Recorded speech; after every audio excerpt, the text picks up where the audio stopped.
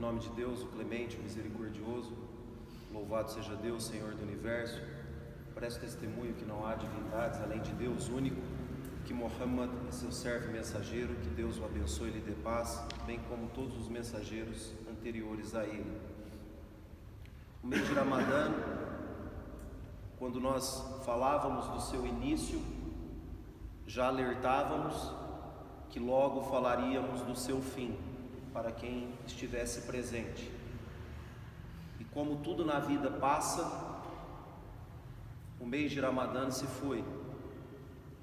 As múltiplas recompensas, a possibilidade que Deus Altíssimo seja nos dá para ganharmos na sua infinita misericórdia, que Ele deseja aos seus servos, a recompensa sempre e jamais o castigo e a punição.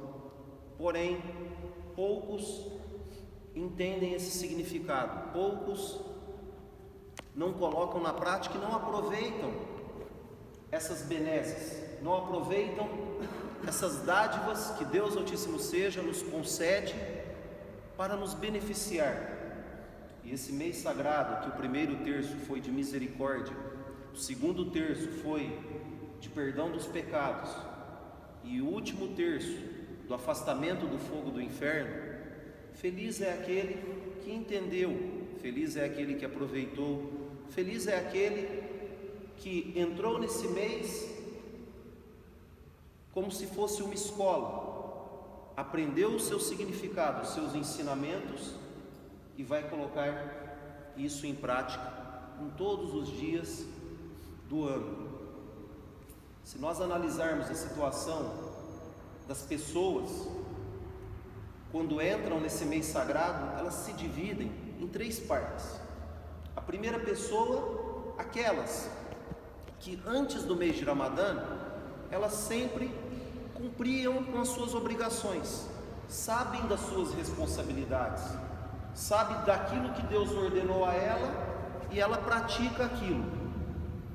Entra o mês de Ramadã, essa pessoa aprimora ainda mais toda aquela conduta que ela tem, e quando sai do mês de Ramadã, ela continua praticando aquilo ou ainda muito mais. Essas pessoas são aquelas que entendem esse significado, aproveitam o mês, sabem que não é um mês comum, que é um mês em que nós desejamos o perdão. Quem não tem pecados? Quem não comete erros? Quem não necessita de algo junto a Deus Altíssimo seja o que for, nós algo necessitamos. Quem não quer saúde? Quem não quer prosperidade? Quem não quer uma família abençoada, tranquilidade para a alma, entre outras coisas mais? Há o segundo grupo, que antes do mês de Ramadã eram desobedientes, não cumpriam orações, não tinham boa conduta. Entrou o mês de Ramadã e essas pessoas começaram a ter uma mudança em suas vidas, praticaram as orações, fizeram a caridade, frequentavam com mais assiduidade as mesquitas, melhoraram a sua conduta do que estavam antes. E vai terminar o mês, o que acontece com essas pessoas? Voltam na estaca zero que estavam. E para essas pessoas, o que resta dizer? Que para elas o Deus está apenas no mês de Ramadã. Depois do mês de Ramadã não tem Deus. Essa é a real situação dessas pessoas. Por quê? Melhoraram durante um mês algo que não estavam praticando e saíram e voltaram na situação anterior que se encontrava. Não teve qualquer aprendizado. Então, para elas, Deus só existe no mês de Ramadã, não existe nos outros meses. E há um terceiro tipo de pessoas que estavam em situação de desobediência antes, continuaram desobedientes no mês de Ramadã, saiu o mês de Ramadã e continuam na mesma situação. Essas pessoas vivem como se fossem animais. Por quê? não tem medo de Deus, não tem medo das consequências, não tem medo do que pode ocorrer com elas, seja nessa vida ou seja na outra, no dia do juízo final. Para essas pessoas, deve ocorrer a mudança o quanto antes, enquanto tem raciocínio, enquanto ainda tem saúde, enquanto ainda tem uma possibilidade de se arrepender. Deus Altíssimo seja, Ele aceita o arrependimento sempre, mas depende da pessoa. Caso contrário, vivem nessa vida como se fossem animais, acham que essa vida é comer, beber e dormir, lazer, passeio, propriedades, filhos, e se esquecem que serão julgados, se esquecem que Deus Altíssimo seja, irá chamá-los para prestação de contas. Ó servo meu, a tua saúde que eu te dei, o que você fez com ela? Ó servo meu, a tua força, a tua juventude, onde você despendeu ela? Ó servo meu, o dinheiro, as propriedades que você tinha, onde você utilizou? Nós seremos questionados de tudo isso. E essas pessoas que vivem como animais se esquecem dessa prestação de contas, uma prestação de contas que Deus Altíssimo seja não falha jamais. Ele diz no Alcorão: aquele que fizer o peso de um átomo de bom verá, e aquele que fizer o peso de um átomo de algo ruim irá vê-lo da mesma forma. Então depende de nós a mudança. Deus Altíssimo seja, Ele diz que Ele não muda a condição de um povo até que esse povo mude o que está em seus íntimos. Deve partir de nós. Se nós formos injustiçados, a culpa é nossa. Deus, Ele retribui a todos. Quando você faz uma boa ação, Ele te retribui 10 vezes equivalente a essa boa ação. E se você cometer um ato de pecado, um ato de erro, Deus te pune pelo equivalente. Quer misericórdia maior que essa? Se você faz algo de bom, você ganha 10 vezes aquilo que você fez, se foi sincero. E se você errar, Ele não vai te punir 10 vezes, Ele vai te punir pelo que você fez. Nenhum ser humano tem essa misericórdia. Os seres humanos, quando você acertar com ele 10 vezes e errar uma, ele vai apontar na tua cara a vez que você errou. Ele não vai lembrar das 10 vezes que você acertou com ele, que você o ajudou, que você teve ao seu lado. Você errou uma vez com ele, por algum deslize, ele vai apontar para você. E a misericórdia de Deus é infinita, Ele não é da mesma forma. Depende de nós querermos essa mudança, depende de nós praticarmos, termos a boa conduta, termos uma boa índole, sermos muçulmanos verdadeiros, muçulmanos da prática, não só muçulmanos da língua, muçulmanos que confirmam aquilo que está na fé. Não basta apenas ter fé, a fé é uma base. O importante é o confirmar essa fé no dia a dia, na convivência com a sociedade. E o Ramadã nos ensina isso. É como um aluno que entrou na faculdade, entrou na escola, ou teve o seu aprendizado e vai chegar o dia da prova. Se ele estudou, se ele assistiu às aulas, ele terá êxito e responderá as perguntas sem problema algum.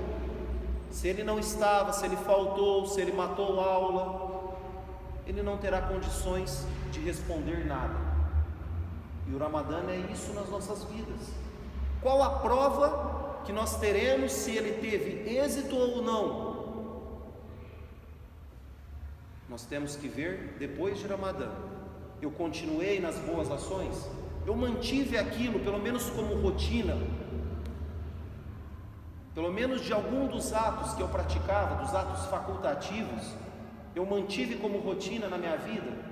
Eu não era acostumado a ler o Alcorão, eu coloquei em prática que vou ler sempre. Eu não era acostumado a rezar orações facultativas. Nós estamos falando de facultativos, porque o que é obrigatório é obrigatório, não tem questionamento. Nós seremos questionados por Deus. Agora, do facultativo, que eu fiz a mais, eu fiz caridade no mês de Ramadã, será que eu vou colocar isso em prática? Todo mês eu vou ajudar uma entidade, uma pessoa necessitada e etc. Eu escolho pelo menos algum desses atos e coloco na prática. Aí isso é uma das provas de que o mês teve êxito nas nossas vidas. Os companheiros do profeta, sallallahu alaihi wasallam, eles, quando o mês ia partir, eles começavam a chorar. Eles choravam porque não sabiam, primeiro, se as ações foram aceitas por Deus, e também choravam porque não sabiam se estariam vivos até o próximo mês de Ramadã. E qual a nossa situação? Nós estamos felizes porque tiramos um fardo das nossas costas, e o jejum era uma penitência, uma imposição, ou eu estou triste que esse mês se foi? Porque o profeta Muhammad, que a paz de Deus esteja com ele, ele disse: se as pessoas soubessem do que é o mês de Ramadã e o seu significado, ela desejaria que todos os dias do ano fosse o mês de Ramadã. Se as pessoas soubessem do significado, queriam estar de jejum todos os dias. Diante da sua importância, diante das bênçãos que esse mês contém, das oportunidades que nós podemos agarrar para sermos beneficiados, pois nós não sabemos se as ações foram aceitas ou não. Nós temos que estar sempre entre o medo e a esperança. Será que meu jejum foi aceito? Será que eu me comportei corretamente? Será que ele melhorou a minha situação? Será que eu tirei qualquer rancor ou mágoa de alguma pessoa? Se o jejum não modificar a situação dessa pessoa, há um erro aí, ele não foi aceito. Passamos fome e sede apenas. E esse jejum será o motivo de salvar as pessoas do tormento das sepulturas, bem como a leitura do Alcorão nas sepulturas será um motivo de luz, será um motivo também no dia do juízo final. O jejum virá e dirá: ó Deus, ele deixou de comer e beber como uma ordem a ti, com uma adoração sincera, perdoe ele. Ó Deus, o Corão dirá, ele perdeu noites para ler o livro sagrado, interceda junto a ele. São essas ações que nós colheremos nos nossos túmulos quando não haverá ninguém com nós, ou no dia do juízo final. Não haverá pai, não haverá mãe, não haverá filho, não haverá esposa. Cada um estará com as suas próprias ações nesse dia. Nesse dia, cada um advogará em causa própria. Não terá ninguém para auxiliá-lo nesse dia.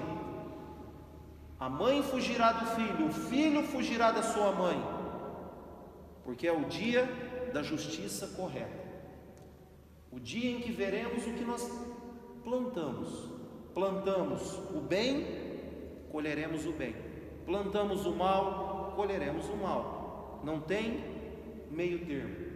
Então feliz é aquele que entendeu o significado desse mês. Feliz é aquele que mudou a sua condição. Feliz é aquele que agradeceu a Deus como ele deve ser agradecido. Louvou a Deus como ele deve ser louvado. Feliz é aquele que sabe que ele necessita de Deus, que ele é dependente, que ele é pobre, que ele é fraco, que ele é limitado. E Deus Altíssimo seja o rico, o onipotente, o onisciente e o sábio. Feliz é aquele que sabe dessa limitação, que sabe que tudo que está na sua vida depende do seu Criador, e coloca o que aprendeu nesse mês em todos os dias do ano. mudando assim a sua situação, beneficiando as pessoas que estão ao seu redor, esses serão os felizes, e os restantes serão os perdedores, porque é perdedor porque ele não quis, ele quis o castigo, ele quis aceitar a injustiça com o seu Criador, de não reconhecer as dádivas que Deus Altíssimo Seja deu na vida dele. Por isso que ele é perdedor. Ele tinha a oportunidade de ganhar e ele foi castigado por sua própria escolha, porque não há obrigatoriedade nenhuma. Nós temos o livre-arbítrio, praticamos se quisermos, aceitamos as consequências. Por esse motivo que nós temos também duas obrigações que devem ser feitas antes do término do jejum, antes da oração de festa do Eid, que é o Zakat al-Fitr, para que seja purificado possíveis falhas durante o nosso jejum, correspondente a R$20 por pessoa que estão sob a nossa responsabilidade nas nossas famílias. E também a fídia, que é para aquele muçulmano que não teve condições de jejuar por um problema de saúde grave, incurável, e ele deveria alimentar um necessitado todos os dias, para ele ganhar o jejum por ter um problema e não jejuou. Nós vemos então que na nossa religião a caridade abrange todos os aspectos. Na adoração, a caridade; na purificação dos nossos atos, a caridade; na complementação daquilo que eu não pude fazer, a caridade. Não há exploração, não há vantagem indevida com ninguém. O muçulmano pega esse dinheiro, entrega diretamente ao muçulmano necessitado e se livra assim de um fardo das suas costas. Essa é a religião islâmica, a religião do equilíbrio, a religião em que preza que todos têm responsabilidades e uns devem auxiliar os outros sempre. Que esse mês de Ramadã sirva como lição para nós sermos pessoas melhores, sermos pessoas produtivas, sermos verdadeiros muçulmanos e exemplos para todos lá fora. Que a paz e a bênção de Deus estejam com todos vocês. Assalamu alaikum wa rahmatullahi wa barakatuh.